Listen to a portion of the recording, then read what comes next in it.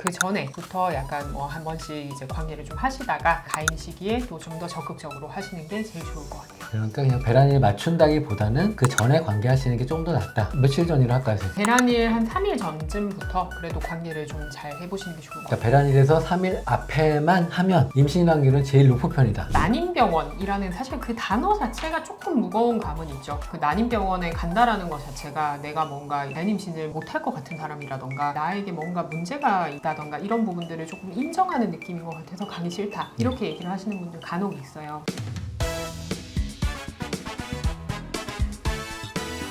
뒤에 나와 있는 그래프가 어떤 거죠, 선생님? 배란일 기준으로 며칠 전부터 며칠 후까지 임신 가능성이 있느냐 이걸 그래프로 나타낸 거죠. 이게 제일 많이 물어보는데 이게 그래서 어떻게 해석을 해야 되나요, 선생님? 생리 시작하고 바로 뭐 임신 시도하시는 게 뭐 임신 가능성이 있느냐 이런 부분들 가끔 물어보시기도 하세요. 다음 생리 일자에서 한 14일 정도 앞을 보통 배란일 정도라고 얘기를 하는데 그 시기에서 한 5일 정도 전부터 임신 가능성이 좀 생긴다라고 말씀드립니다. 여기 그래프에는 지금 6일 전부터라고 나와 있긴 한데 가능성이 좀 낮기는 하죠. 배란일 5일 전부터 배란일 당일까지 가능성이 이제 좀 있다 말씀을 드리는 편이고 가장 높은 가능성은 배란일 이틀 전부터 배란일 당일까지라고 얘기 드립니다. 그래서 저희가 그 날짜를 잡아드리잖아요. 언제가 제일 좋을 것 같아요를 또 물어보세요. 그죠. 그 날짜를 언제쯤 배란이 될까요를 물어보시는데 이걸 보고 설명을 드리면 좀 좋은 게 여기 보시면요. 우리가 알고 있는 배란일에 관계하는 건요. 10%밖에 안 돼요. 그러니까 아셔야 되는 게 배란 전에 관계하시는 게 더 좋은 거예요. 저희가 관계를 언제부터 잡아드리냐면 사실 여기서부터 잡아드리거든요. 여기서부터 잡아드리고 이렇게 다음 날까지만 잡아드려요. 근데 많은 분들이 밀고 계시다가 배란일 때 관계하시는 경우가 더 있거든요. 이러면 잘 안 된다는 거예요. 그 차이를 좀 잘 보셔라. 이게 굉장히 그런 의미에서 우리는 배란일 때 관계해야 돼 임신된다는 게 아니라 그 전에 해야 된다. 이게 제일 중요한 얘기인 것 같아요. 왜냐하면 배란일 딱 맞춰서 그날만 관계를 하신다던가 이렇게 돼버리면 금욕기간이 너무 길었던 상태의 정자는 기형정자가 좀 많을 수가 있고 운동성도 떨어질 수 있습니다. 그래서 그 전에부터 약간 뭐 한 번씩 이제 관계를 좀 하시다가 가임 시기에 또 좀 더 적극적으로 하시는 게 제일 좋을 것 같아요. 그러니까 그냥 배란일 맞춘다기보다는 그 전에 관계하시는 게 좀 더 낫다. 며칠 전이라 할까요, 선생님? 배란일 한 3일 전쯤부터 그래도 관계를 좀 잘 해보시는 게 좋을 것 같아요. 그러니까 배란일에서 3일 앞에만 하면 임신 확률은 제일 높은 편이다. 그렇게 설명드리는 그래프로 보시면 될 것 같습니다.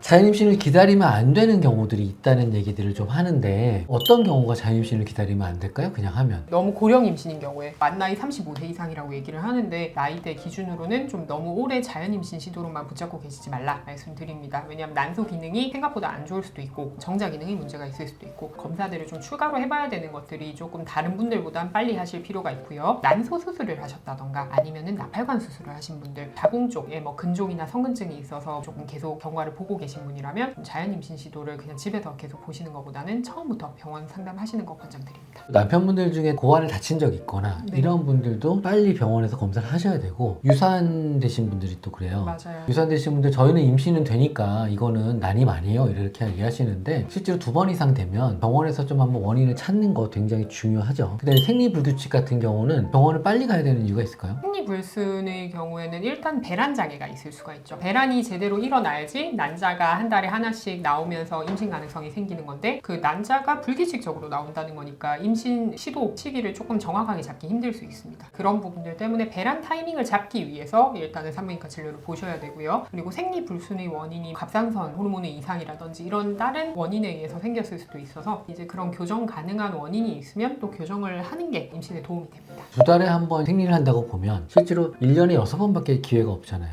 그러면은 날짜 잡기도 굉장히 어려워요.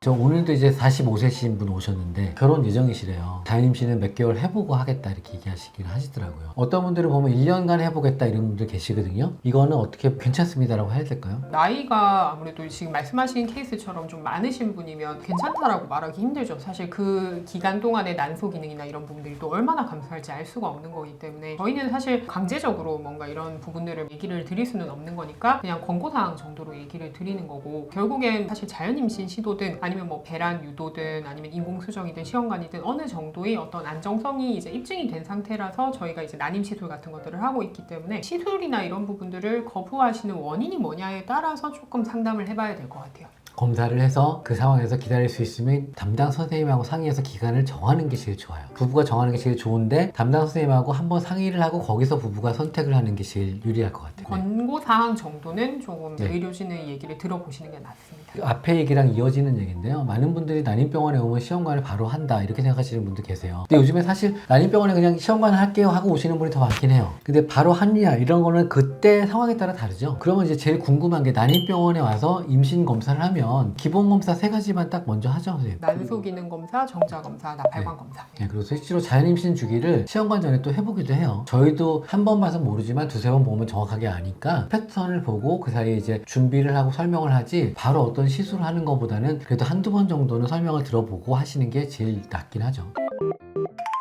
병원을 가는 게 그래도 좀 꺼림직스러울 때가 있어요.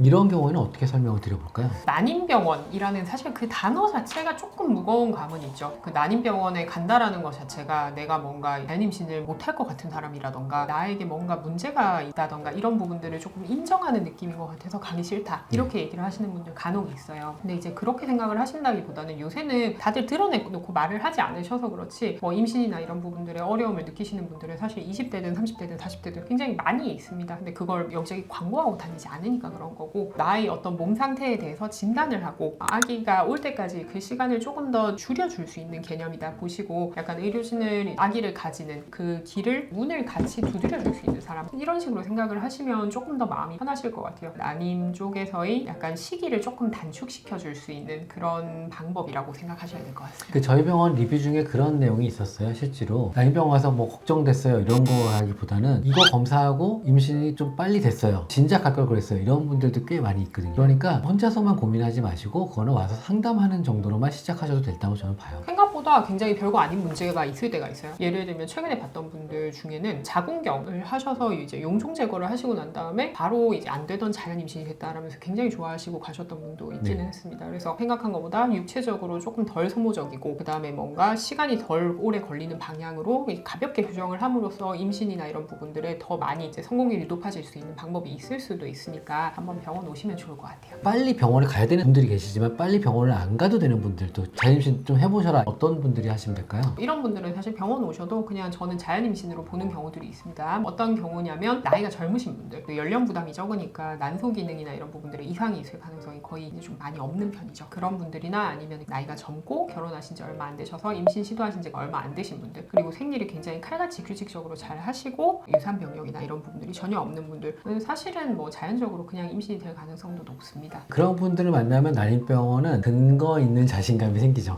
해보시다가 안 되면 오세요. 굳이 바로 뭘 해야 됩니다 이런 얘기 안 하게 됩니다. 저희가 보는 데드라인이 있어요. 오시면 자연임신 하시고 언제쯤 뵙죠? 해보게 그렇게 잡아드리니까 그렇게 바라보시면 훨씬 편할 것 같아요.